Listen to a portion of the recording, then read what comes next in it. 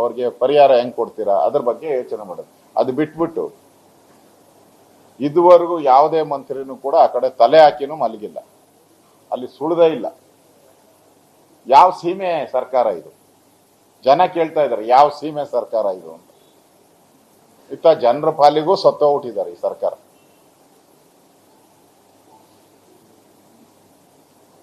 ಒಟ್ಟಾರೆ ಕರ್ನಾಟಕದ ಪ್ರವಾಹ ಪರಿಸ್ಥಿತಿಯನ್ನ ನಿಭಾಯಿಸೋದ್ರಲ್ಲಿ ಸರ್ಕಾರ ಎಡವಿದೆ. ಸರ್ಕಾರ ಸರಿಯಾಗಿ ಜನರಿಗೆ ಸ್ಪಂದನೆ ಮಾಡಿಲ್ಲ ಅನ್ನೋ ನೇರ ಆಪಾದನೆಯನ್ನ ನಾವು ಮಾಡ್ತಾ ಇದ್ದೀರಿ. ನಾನು ಕೂಡ 3ನೇ ತಾರೀಕು ಬೆಳಗಾವಿ, ಬಿಜಾಪುರ, ಬಾಗಲಕೋಟೆ ಜಿಲ್ಲೆಗಳಿಗೆ ಭೇಟಿ ಮಾಡ್ತಾ ಇದ್ದೀನಿ. ಈಗಾಗಲೇ 1 ತಿಂಗಳಿಂದನೇ ನಾನು ಹಾಸನ ಜಿಲ್ಲೆ ಸಕಲೇಶ್ಪುರ ಇಲ್ಲಿ ಫ್ಲಡ್ ಆಗಿರುವಂತ ಏರಿಯಾಗಳಿಗೆ, ಬೆಳೆ ಹಾನಿ ಆಗಿರುವಂತ 4-5 ಹಳ್ಳಿಗಳಿಗೆ ಹೋಗಿದ್ದೆ. ಲ್ಯಾಂಡ್ ಸ್ಲೈಡ್ ಆಗಿರುವಂತ ಸ್ಥಳಗಳಿಗೂ 2 ಸ್ಥಳಗಳಿಗೆ ಭೇಟಿ ಮಾಡಿ ಬಂದಿದ್ದೀನಿ. ನಾನು ಕೂಡ ಭೇಟಿ ಮಾಡಿದ್ದೀನಿ. ಆದರೆ ತಡವಾಗಿ ಈಗ ಸರ್ಕಾರ ಗಾಢ ನಿದ್ರೆಯಿಂದ ಎಚ್ಚರಗೊಂಡು ಈಗ ಸಮೀಕ್ಷೆ ಮಾಡ್ತಾ ಇದೆ. ಸಮೀಕ್ಷೆ ನೀವು ಮಾಡೋದು ಮುಖ್ಯ ಅಲ್ಲ, ಫಸ್ಟ್ ಪರಿಹಾರ ಘೋಷಣೆ ಮಾಡಿ ಸಮೀಕ್ಷೆಗೆ ಹೋಗಿ ಅನ್ನೋ ಆಗ್ರಹವನ್ನ ನಾನು ಮಾಡ್ತಾ ಇದ್ದೀನಿ.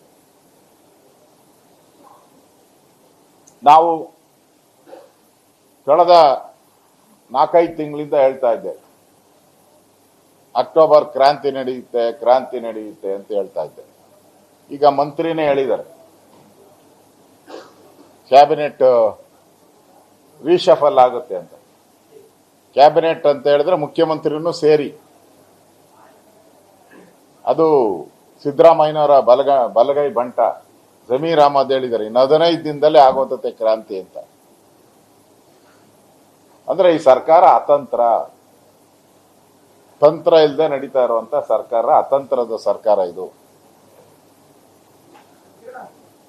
ಯಾರು ಮುಖ್ಯಮಂತ್ರಿ ಅನ್ನೋದನ್ನ